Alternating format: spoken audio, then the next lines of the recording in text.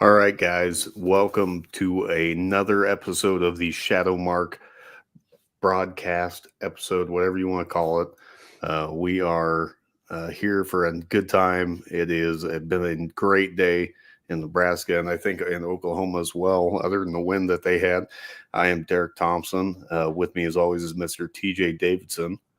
What's going on, Uh, guys? TJ, how's your day been, man? Windy. That's about it, man. It's been all right. Is it So still windy. is it still freezing up there in Nebraska, or is it not Yeah, it for a was couple pretty more nice days? today, but we're looking at about 12 inches of snow here come Wednesday, Thursday, that time period. So I'm pretty jazzed about that, let me tell you. Yeah, Just get a follow up, a good time of sunny weather and nice weather, and follow it up with just crap. So I'm super excited about it. That being said, tonight we have a super special episode. I'm super excited to have the CEO, founder, whatever you want to call it, of Hero Stock, um, Jason Steiner, on the show tonight. We can't be more blessed, more enthused about it. That being said, I will let him into the stream here and let Jason himself introduce himself. Hey, how's it going, guys? Thanks for having me on. I'm super blessed to have outlets like you guys to be able to talk about this. I'm Jason Steiner. I'm the founder, CEO, HMFIC, whatever you want to call me, of Hero Stock. We just changed the name from Vet Stock, which is what it was last year. So basically, I grew up in a small town in northwest Kansas. Graduated high school down there. Parents moved back up to Lincoln area when I was a senior in high school.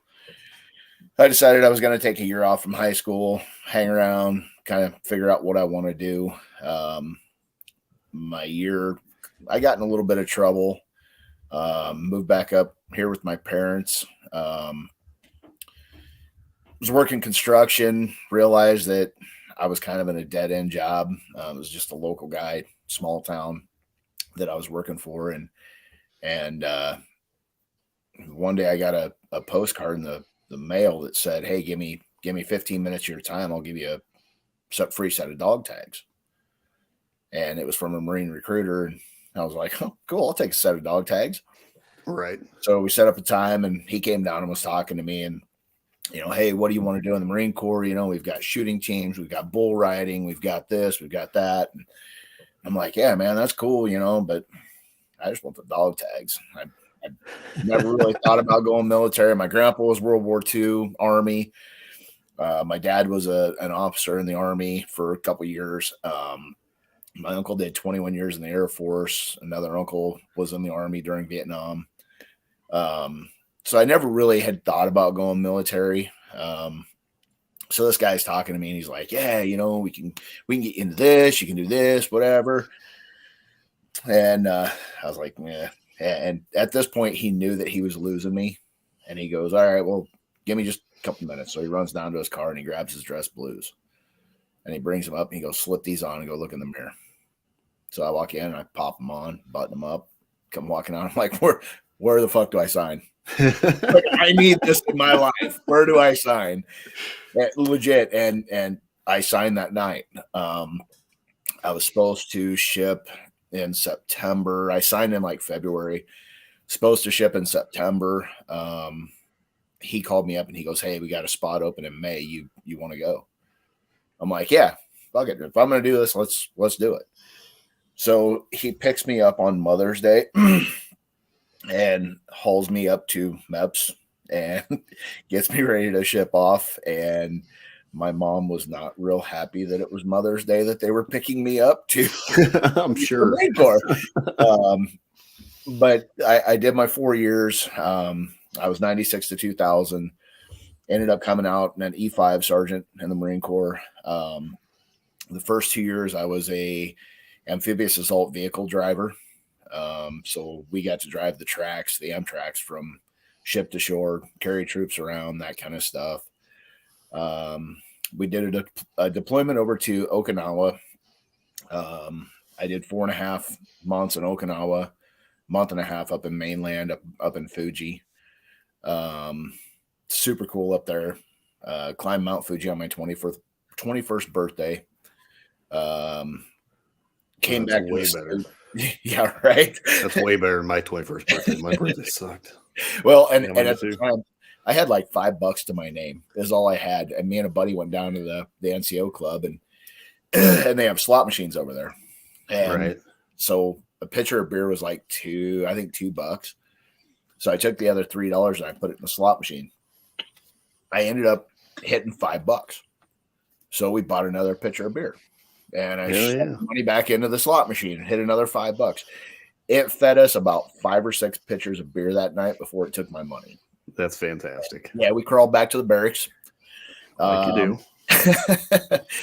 And then came back to the States. They actually disbanded our platoon. I got sent over to the landmine clearing platoon, which is an Amtrak with 3 rockets. You had 3 tubs, 500 pounds of C4 in each one.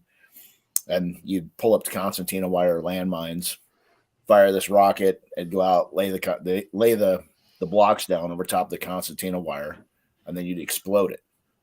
So you get to watch like 500 pounds of C4 blow up like 100 foot in front of you. That's incredible. Crazy. Like, that was probably the craziest thing that I did when I was in the Corps completely. And then I was there for about 4 months.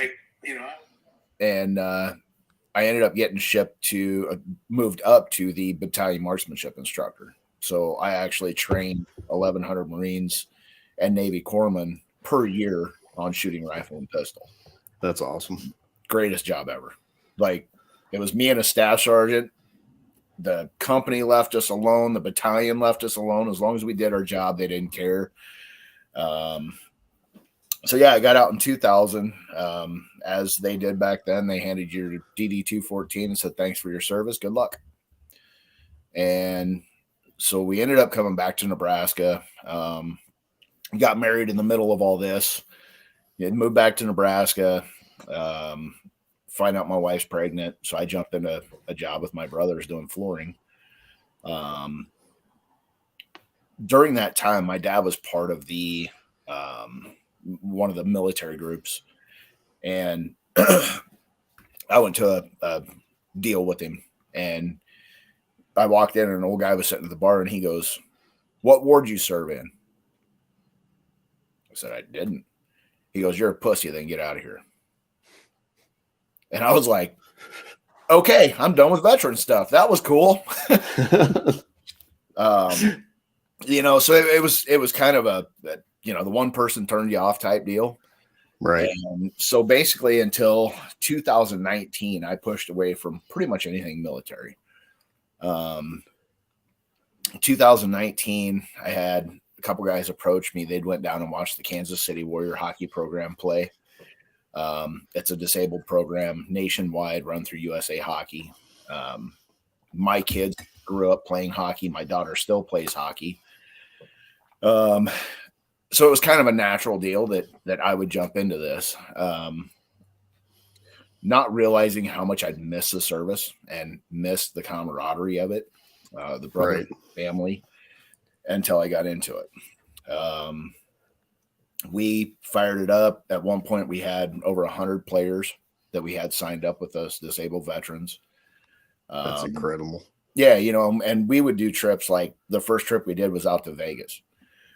I had 24 hours to put together a team of 15 guys, and I ended up scrounging them up. We got an Airbnb. We stayed together. It was super cool. It was an amazing time. Basically got our asses handed to us because we were so unorganized. The next year we went up to the Hendrickson Festival and won in our division. But I was the VP of hockey. I was the coach.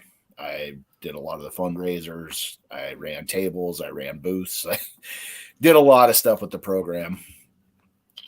And one thing that I saw as we were doing this, that at the end of the day, being a veteran nonprofit, you never have time to just hang out.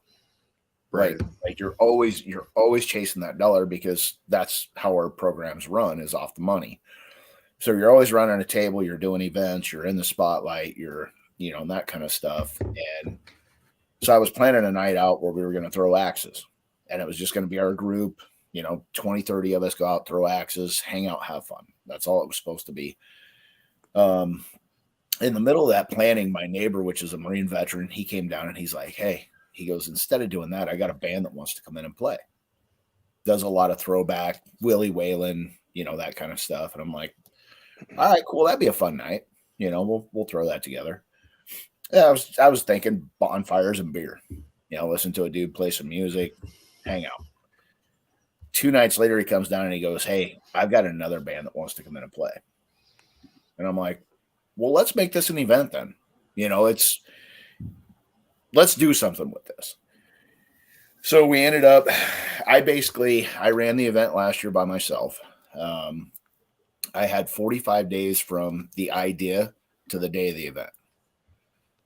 We brought in 2 bands, a food truck. We ran a cornhole tournament. We had a free raffle, tons of raffle prizes. We ended up having about 10 to 12 veterans organizations show up, different organizations. And as we were planning this, it kind of morphed a little bit. And I'm like, when I got out, I had no idea if there was any veterans organizations outside of the Legion and the VFW. Right. Those are the 2 that everybody knows. Yeah. And so as it was planning, I was like, I want to take and just give each veteran group a second to kind of talk about who they are, so that, if there are people there that don't know about, Wheels for Warriors or the Combat Warriors or that kind of stuff. So, as I was going through with the Nebraska Warriors, I learned about a lot of these different groups that I never knew was out there. And so we actually had morphed a little bit, and we put those guys up on stage, guys and girls, and said, hey, here, talk about your nonprofit. And so they did. They got up there. They gave, hey, I'm so-and-so. This is my organization. This is what we do. This is our mission. If you want to know more, come find me. And it turned out to be a really cool deal, kind of a recruiting type deal too for 501Cs, to be able to get these veteran nonprofits, more people involved with them. Right. After the event, it like my phone was going crazy for 2 or 3 days after the event. And I probably had between 30 and 40 emails, texts, calls, whatever, going, hey, dude, you're doing this again, right? And I'm like, sure, I'm running a business. I got 2 kids. Yeah, why not? Let's just go ahead and pile this on. I was fortunate. I grabbed a couple people that I trust, and they enjoyed what we did the first year, and they want to see it grow. So those other people kind of jumped in with me. We started planning 2 weeks after last year's event, getting the paperwork going for the 501c, all that kind of stuff. Vet stock or now hero stock has just blown up. This year we've actually opened it up to Leo, firefighters, corrections, first responders. That's incredible. And Gold Star families, because at the end of the day, we all deal with the same type of stuff. Firefighters see bad shit, police see bad shit. Gold Star families, they've dealt with some, losing somebody. Yeah, I was going to say that's kind of our big deal on our end too, is including LEOs, first responders, all those guys that deal with these high stress jobs and actually try to get out there and make a change. Sure. It's not just vets that are out there doing it. We're not the only ones that are dealing with PTS and fighting the stigma around mental health. It's everybody. Right. And we have to do it together, and the more we can do it together, the better. So I love that. I love that you've opened it up to that. That's incredible. Yeah. And we've had good response from it. I've actually got a guy out in the Hastings area that he's going to start spreading the word about it. I just talked to him the other day, and he was like, dude, that's amazing. He goes, that's super cool. Let's do this. And like everybody I've talked to is because it's 100% free. There's no charge to come to this. Literally, you can come and not spend a dime. Yeah, I was gonna say, You know? just we just got a message that says, "Can the traumatic brain injury group come?" Definitely, That 100%.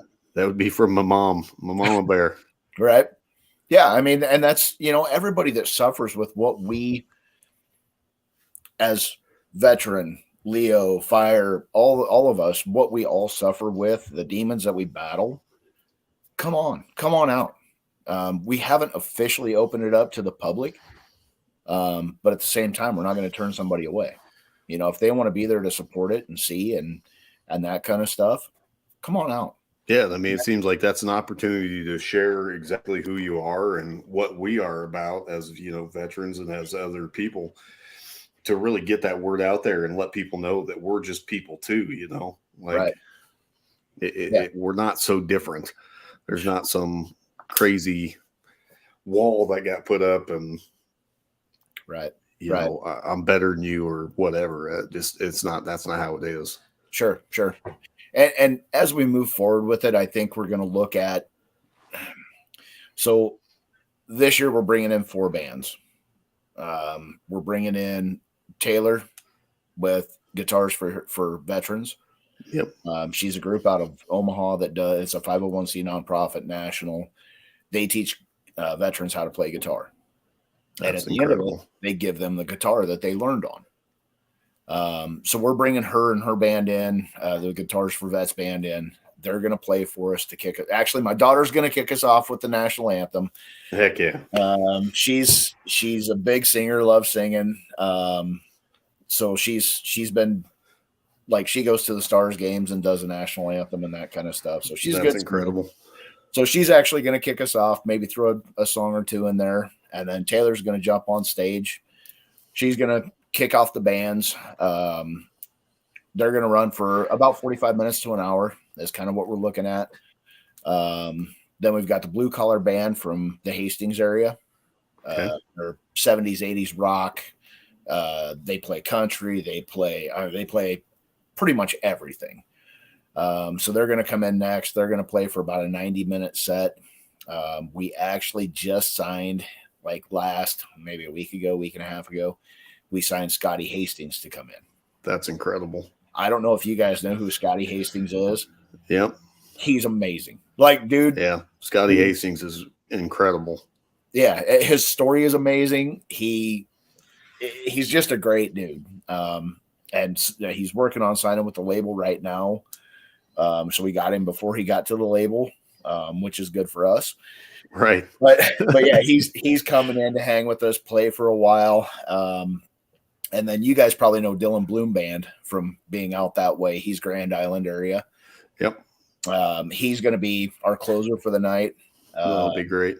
Yeah, we actually just went to his concert last night up in Omaha, and I was like, dude, I'm way more stoked now for Hero Stock than I was before, because now I've heard him play, and it's awesome. And it's just fantastic. Yeah. So we got a great lineup coming in.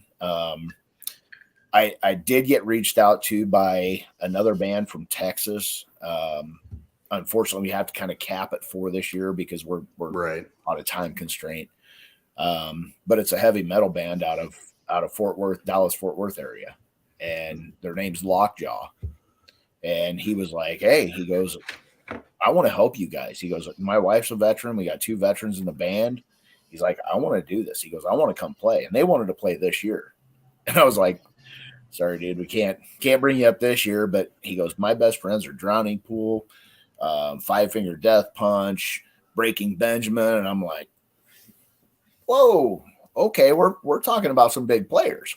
Yeah, big names. And yeah. So we're contemplating next year doing a 2-night event or 2 days. Yeah, that'd be incredible. I think that'd be a great idea for you. I mean, I love that you're seeing it grow and turn into something that's just,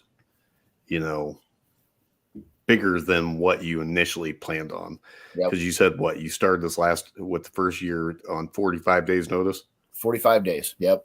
I raised $7,800, covered our full budget. Had a little bit of money left over that we started with this year. We had 100 people show up last year. It was on Facebook for like 3 weeks, and we had around 100 people that came through the event. Which is just a huge number of people for that amount of time. You know right. what I mean? Right. And all the feedback I got was so positive. I'm like, okay, we've got to roll this again. I mean, it's got to become a yearly event. And that's kind of what we're planning. One weekend, and it's going to be towards the end of summer, beginning of fall. And we're going to try to make this thing grow, man. What's up, Eric? Yeah, I was going to say, I throw that in there. Eric says, hi. Contagion effect in the house. Contagion effect is here. And thank them. I got to thank them for, getting us hooked up with you, because it's just incredible. I mean, I'm so excited. This is just, I love hearing your story so far, and I love seeing this grow. It's awesome. Yeah. And I think, I really honestly think in 5 years we could be hosting 10,000 people. Yeah, I think that's a pretty realistic goal and a realistic expectation for you, to be honest with you. I mean, just looking at where it's at now and looking at where you have so much already. This is your second year, and looking at it and seeing what's happening, it's incredible. Yeah.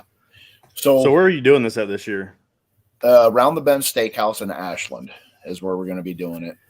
And that's in Nebraska, TJ, just so you. Yep. But you can ride. So you're in Oklahoma, right? Yep. Okay. So you can jump on one of the motorcycles at Moyer, Oklahoma, and ride back up with somebody if you want. Yeah, just ride on the back. Hold on. Yeah. Ride bitch with somebody. They'd be all right. So we're there in Nebraska where you're doing this at. It's they have like a big parking lot. Like, what's the venue like? So it's actually a restaurant. They have a ballroom in the back, so there's 10,000 square foot. Love it. Pretty much. Sure. I mean, like, Ashland's like a town of, like, I don't know, 4,000 people. So it's not a real big town, but it's right in between Lincoln and Omaha. So last year we had it out at he's now a buddy of mine. We had it out at his place here in Lincoln. And it was a fun time. He had a great shop, great setup for us. The problem was as this thing grows, we've got to have the room to do it. Right. So we looked at Round the Bend. They have 10,000 square foot inside, 10,000 square foot outside that's fenced off. So plenty of room for tables, booths. The bands are going to be inside, and then we'll do booths and the cornhole game outside. Pretty much. But yeah, it's a really cool setup. As like last year we did it. Was it October 22nd? And it was the first opening that one of the bands could come. And I was like, oh shit, in October, you could be in 4 foot of snow or you could be in 80-degree weather. Yeah, that's a total toss up. Yeah, exactly. So we had to have someplace inside, that we could go. And this guy's shop was perfect. It's heated, it's air conditioned, it's, the whole 9 yards. So I was like, man, this place is great. So as we move forward, that's something we have to look at, because even in September, you don't know. You could be standing in snow in September, or it could be 85 degrees. And we got lucky last year. It was like the perfect day, 80 degrees out, sunny. It turned out to be like the perfect day. And then the next day it was like 12 degrees and the wind was blowing like 75 mile an hour. So I was like, whew, holy shit, we dodged that bullet. But yeah, it's and he's having issues over here. I'm sorry, I'm laughing because I just got this comment.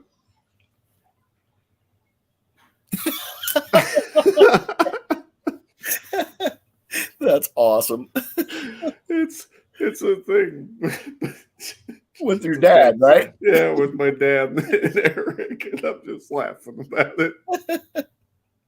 I'm struggling, man. That's awesome. Oh God! But those guys in Contagion, man, they're awesome. They were my second podcast ever. You guys are my third. I did Two Drunk Dudes in a Gun Room was my first podcast ever. Yeah, we're actually looking to do some work with them here April 12th ish. Oh, cool. Yeah, they're good dudes. They're actually going to be up. They're coming up to Hero Stock. Donald is. Yeah. He's going to bring all of his equipment and actually live stream it for their podcast.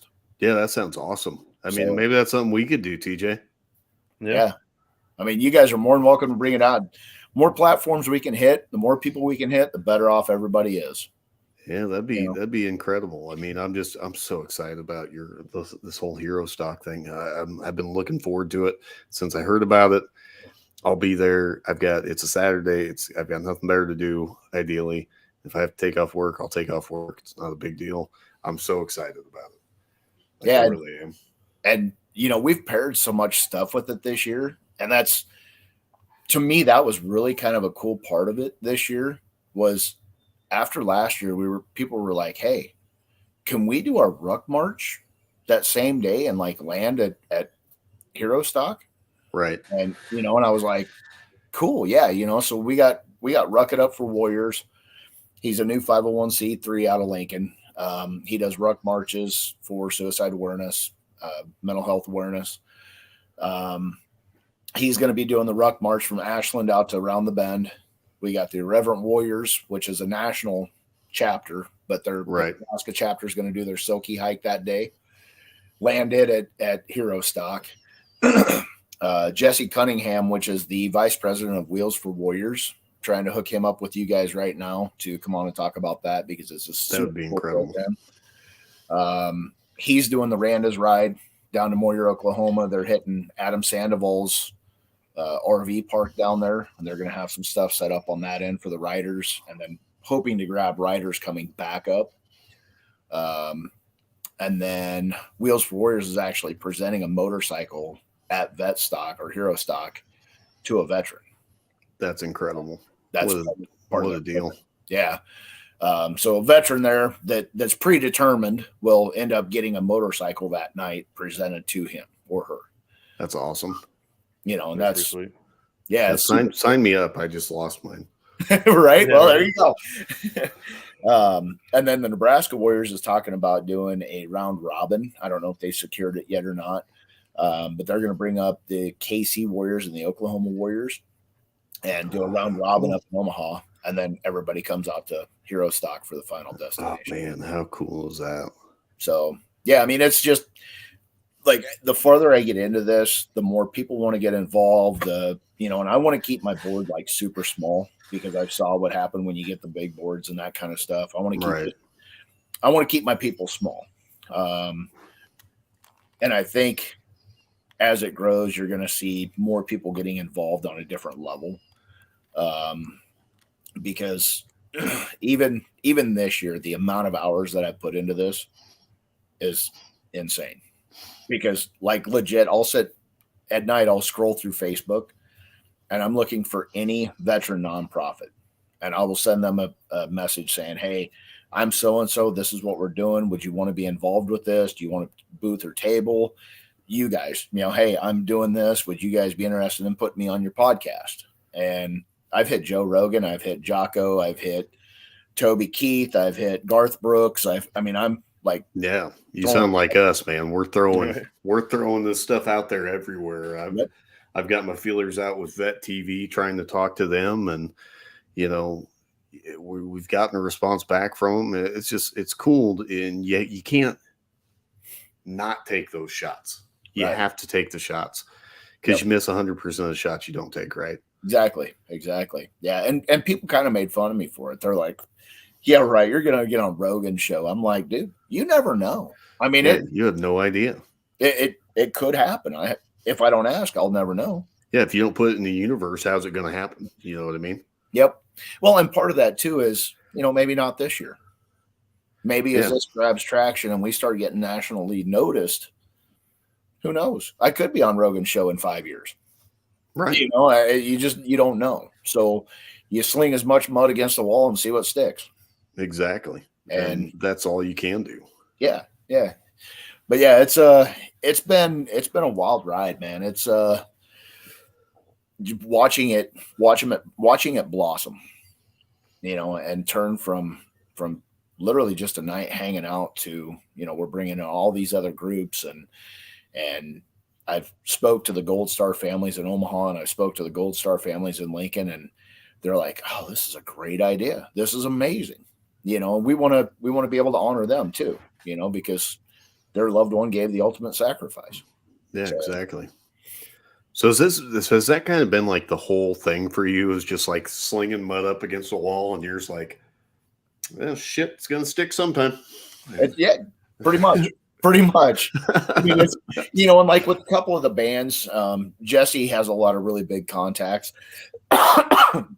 So he brought in the Blue Collar Band and Dylan Bloom, hooked me up with those, and then those guys. And then like Scotty Hastings, I was on Contagion, and I'm like, hey, if Scotty wants to come play and bring Dave Grohl with him, come on. Right. Because he opened up for Dave Grohl down at a Super Bowl party. So I'm like, that's incredible. If he wants to come play with Dave Grohl, bring him, and like a week and a half later, I signed him. Yeah, that's so great. Yeah. Yeah. It's overwhelming, but at the same time, it's super incredible to just sit back and kind of look at how this has grown. It really is. I never thought I'd be on a podcast. Like, yeah. I don't listen to podcasts. I don't know. I mean, that's like my whole deal is I listen to music. Music's my thing. Yeah. That's now that I've been on how I am too, brother. Well, now I'm listening to podcasts. Yeah. I'm the same way, man. I sat there. I was like, I got into podcast one day because somebody was like, you should check this out. And then I checked it out and I was like, man, this is something that I feel like I could do. Like, we could do something with this and hopefully we can make a change. And then TJ sat there and was like, being all redneck and shit, and was like, hey man, let's just do it. And I was like, all right, well shit, let's do it. Right. Yeah, and that's before this happened, I thought that was just some sort of fishing trick or something, like noodling. Yeah. Oklahoma knows about noodling. I guarantee that. They know all about noodling. But yeah, man, I want to get to that point where somebody in Oregon, somebody in Virginia goes, dude, have you heard about Hero Stock? Let's go to that. Yeah, I was gonna say, what's the future hold? What's the future look like for you? What do you want it to become? What do you want everything with Hero Stock to look like? So at the end of the day, I still want it to hold that value of this is a organization and an event to highlight veteran nonprofits or law enforcement nonprofits or fire nonprofits, to be able to give those men and women that have served us or are currently serving us a place to go or somebody to lean on when shit gets dark. Right. That my whole deal with Vet Stock was I wanted to give everybody, as it morphed, I wanted to give everybody a home base, a veterans organization that they can look at it and go, oh, cool. I got my brother over here that, that I met through this deal. And now I've got somebody that I can call when my world gets dark. And, that we kind of had that last year. We had a kid kind of milling by himself. So I went up and I introduced myself. I'm like, hey, I'm Jason. I started Vet Stock, man. I hope you're having a great time. And he's like, my name's John. Nice to meet you, man. You need anything, give me a holler. And I'm like, I'm keeping an eye on this kid. And a little while later in the night, I noticed him standing around with a group of Marines that I know. So I went down there and just kind of jumped in the conversation. And he goes, man, I had no idea there was this many veterans organizations. And I looked at him and I was like, brother, you've seen this much. Yeah, you've seen seen the tip of the iceberg is all you've seen. And and everybody knows about Wounded Warrior Project and Tunnels for Towers, the national stuff, but at a local level, there's a ton out there. There is. And I had no idea. Like I'm still finding stuff, Guitars for Veterans. I had no idea about that until I started digging into this stuff. And I'm like, hey, that's kind of a cool deal. And so I started messaging Taylor back and forth, and she was telling me all about it. And she's like, yeah, we have a band and we'll come in and play. And I'm like, hell yeah. What better way to show what you guys do than have you come in and play. Yeah, to play music that you're teaching. Right. Like that's just spectacular. Yeah. So, down the road, I want to keep this local. Like I want to keep this a central based one event per year. I've been asked, are you going to take this national? Are you going to, do multiple events? And honestly, I don't have time to. There's no way that I could. So I want to keep this a once a year event. It's not a fundraiser. This is literally a night for veterans to hang out, or law enforcement, whoever, to hang out, meet like-minded people, and at the end of the day, find somebody that they can talk to when shit goes dark. And that's kind of the main goal of it. You can be as involved as you want to with it, or you can be the guy that sits in the corner with a beer and just watches. Yeah. I mean, at the end of the day, it's networking. I mean, Exactly. Which I think is going to be massively important. That's something that me and TJ are trying to work on a lot with, kind of getting like some national networking, because, we've had guys reach out that aren't from here, or where we don't have like a certain center for, but we want to be able to help everyone the best way we can. Sure. And that takes a lot of networking, and it takes, guys like you who have got all these local organizations that know who to talk to.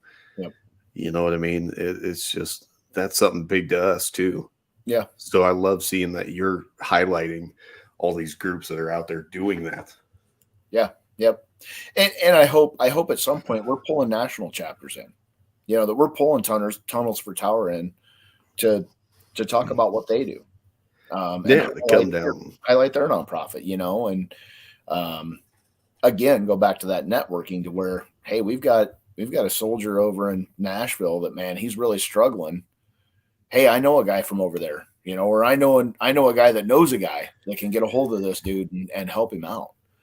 And that's really what it's all about. Any of the veteran organizations, that's really what it's about. It's not about glory. It's about helping your brothers and sisters. Heck yeah.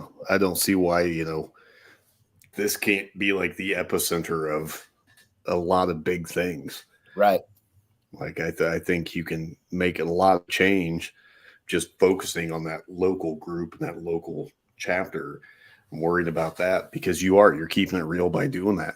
You're keeping the people that it's true to its roots. And I love that. That's where you want to keep it. Right.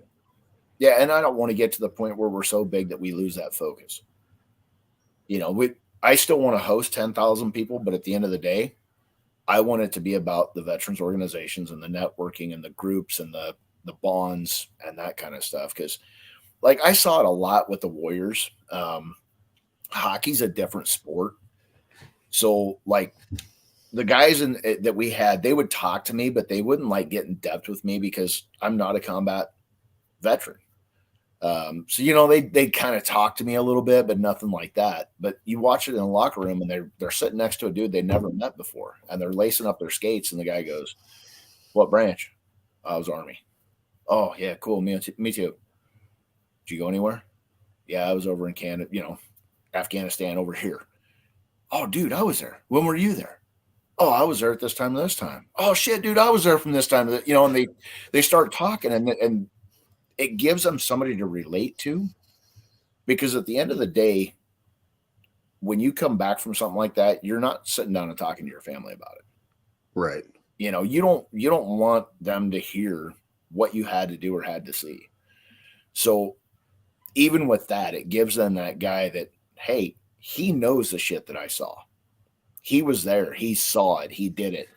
And it gives them somebody to relate to that they can sit down and talk. And some point in time, they end up out at a bar together that they'd never met before this happened. And now they're hanging out at a bar drinking together. Or a Super Bowl party, getting together at a Super Bowl party that they're just hanging out. And it gives them that person that they need. Right. I was going to say, so with mental health, how important do you think this is to helping mental health and helping each other deal with that. Because like you made mention to, it gives guys like-minded groups to talk to. How important do you think that is just in the big picture to helping stuff like PTS and all that? Because to me, it seems like it's detrimental to helping. Sure. Or not detrimental, but blah, blah, blah. Bigger words that I can't use right now. No, I think it's huge. I think it's a huge deal, to the best way to get through shit is to talk about it. Right. And who better to talk about it with than somebody that saw the same shit you did? Whether it be a cop, fire, veteran, EMS, whatever, we understand veterans like nobody else understands veterans, because right. we did the boot camp, we did the fuck games in boot camp, we did all the other bullshit with it. So we understand the mindset and the mentality where a civilian doesn't. Right. And I think at the end of the day, the mental health awareness, it's helping with that. From the outside looking in, it's helping with that, because it creates the different groups and different people that they can relate to them, and they can talk about it and not feel like they're being shunned or scorned because they're different. Right. They think different. At the end of the day, military is different than civilian. We think different. We're dark humored. We're, that kind of stuff. We're still people, and we still have emotions, and we still deal with that kind of shit. But as military, you're always told not to. Right. You're always told, if you talk about this, you're broke, and you don't want to be the broken one. So, yeah. It gives everybody an outlet to be able to meet somebody and talk to them, or be in that group that they had no idea about, and have that sense of service, have the camaraderie, have the brothers and sisters to lean on and be able to converse with. So I think at the end of the day, it's huge on the mental health aspect. Yeah. I guess what I was trying to say is it's detrimental to not talk. Right. Is what I was getting at. I just couldn't process English at that particular point in time. So you could call me, whatever you want to at that moment. I was being silly, to say the least. That being said, TJ, you've been pretty quiet this episode. I'm struggling with it. I'm not used to it anymore, man. I need some TJ input. I'm just soaking it all questions. in. I'm just soaking it all in, man. He's trying to figure out who he's going to ride bitch with back from Oklahoma. Yeah, he's still trying to figure that out. Especially, I don't know what the temperature is going to be like, so they better be big and warm. Yeah, right. Give me the furry one.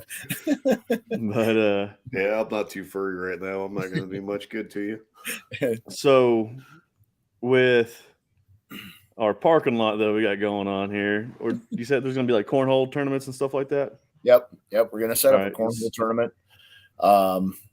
Last year we did 4 boards. We had about 18 teams. It ended up like that was like the highlight of it. Honestly, people absolutely love the cornhole tournament. Yeah. Who doesn't love cornhole, man? Right.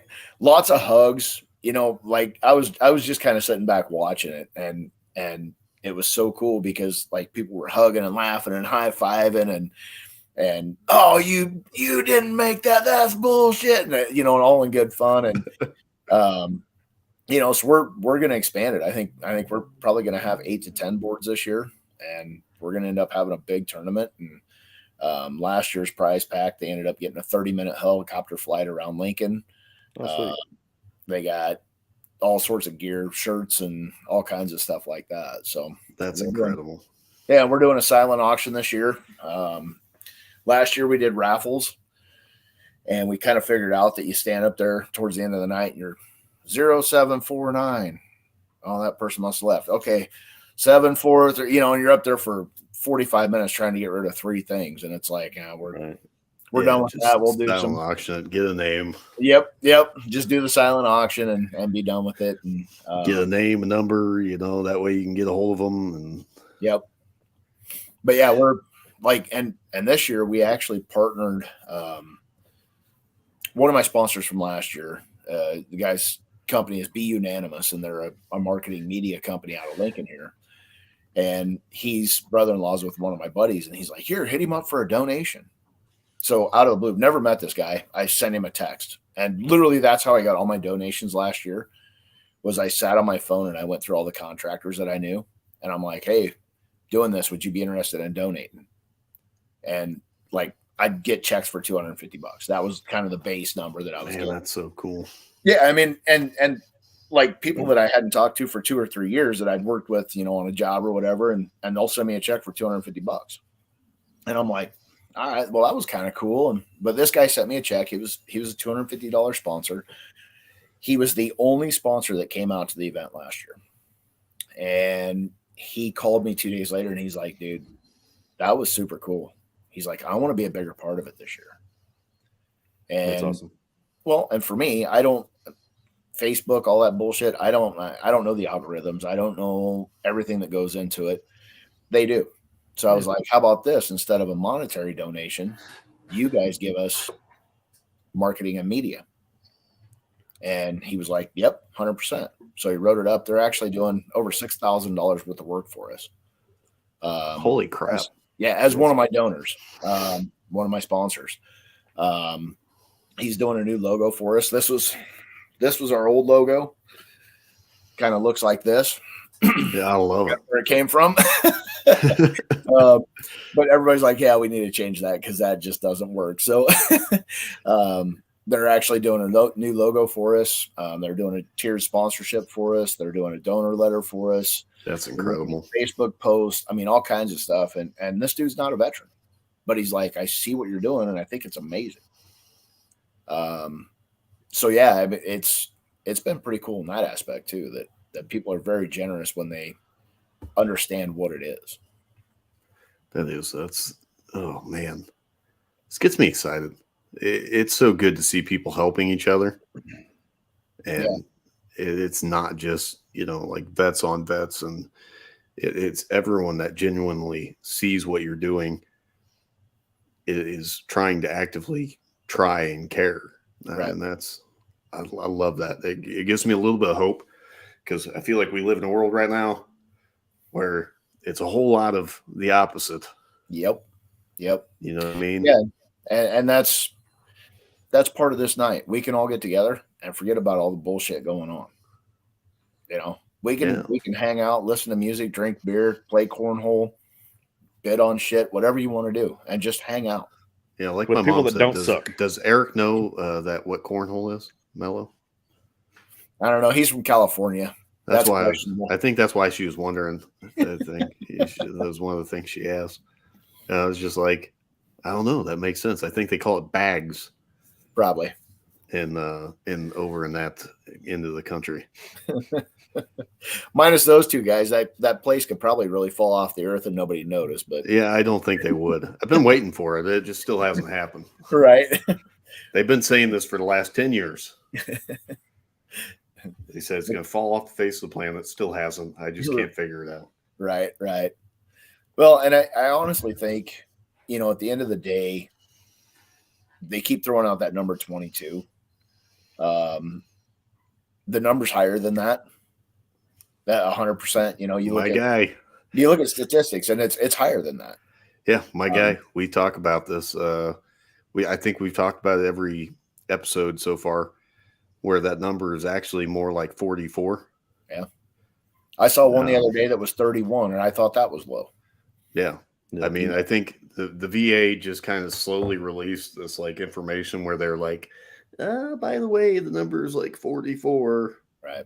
And they tried keeping that stuff on the down low. But when they started including like accidentals and drugs and all these different things, the number that they came up with was like 44.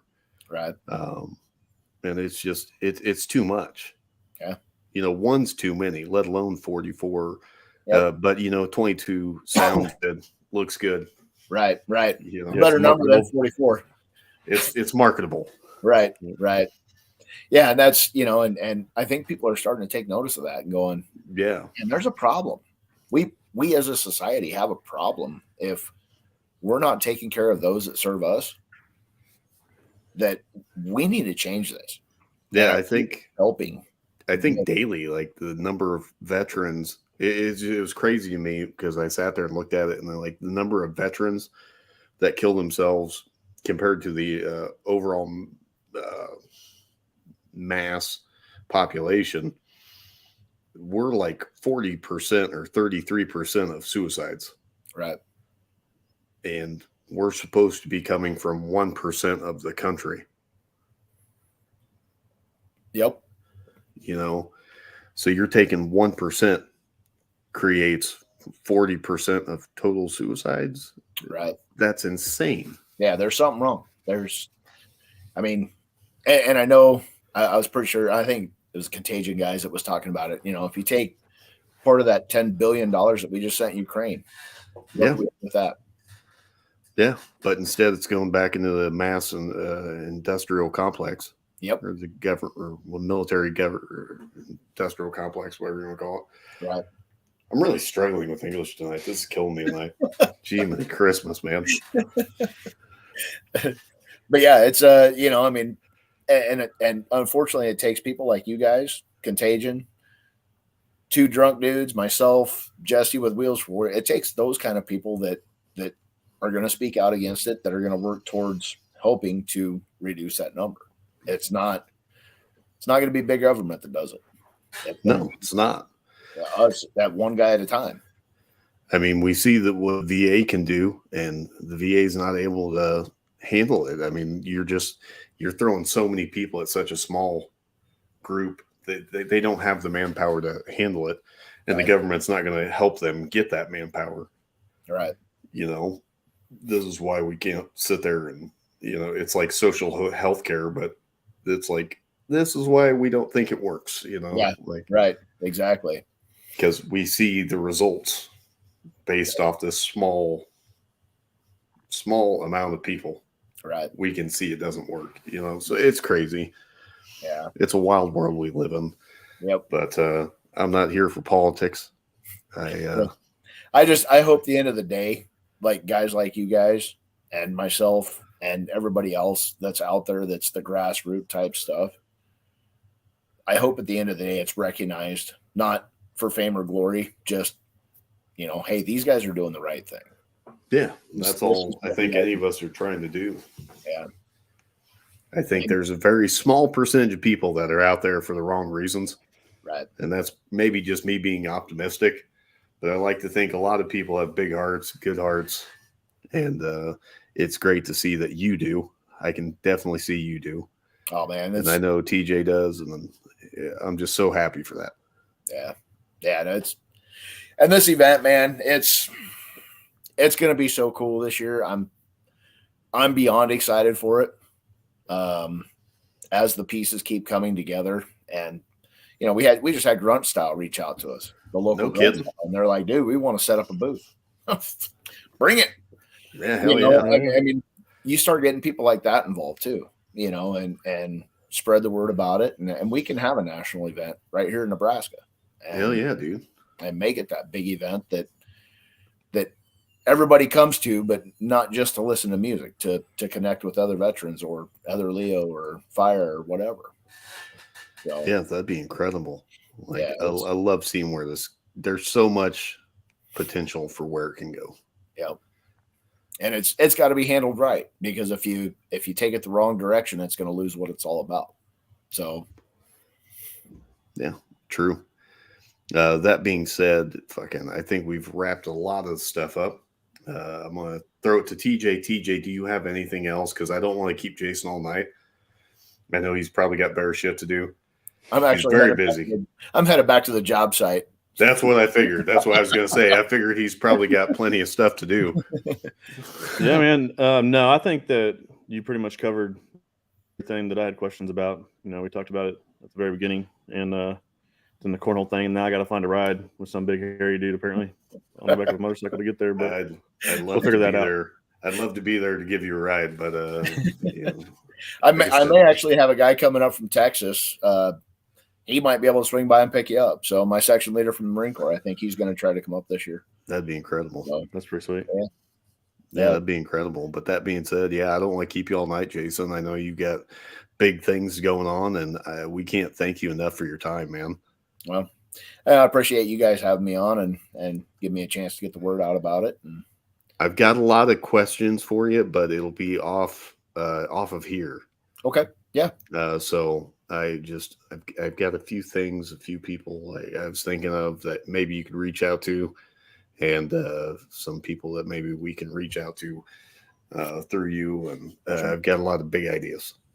Well, and my struggle right now, and I'm going to throw this out, is finding the fire, EMS, and police 501c type stuff, mental health type stuff, Right. to bring in, because I'm out of that loop. Right.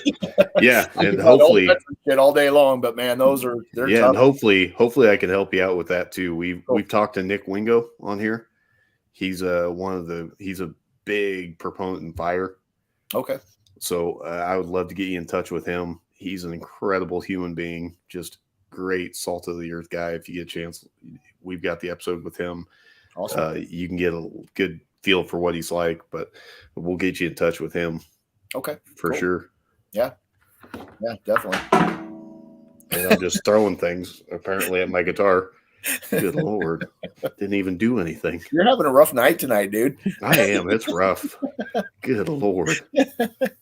No, man, I really appreciate you guys having me on. I've had a great time. As we get closer, I may hit you guys back up if we got any crazy shit that's going to happen this year. And yeah, sounds great, dude. We're here for you. Anything you need, anything you want to get out, let us know and we'll get it out there. And I mean, like I said, we're a platform for you. I mean, that's what we're really here for. We'll hook it up. Awesome. Well, I appreciate you guys. No, I appreciate thank you. you. And that being said, man, we'll sign out of here and we can talk offline for a minute, maybe. Cool. Sounds good.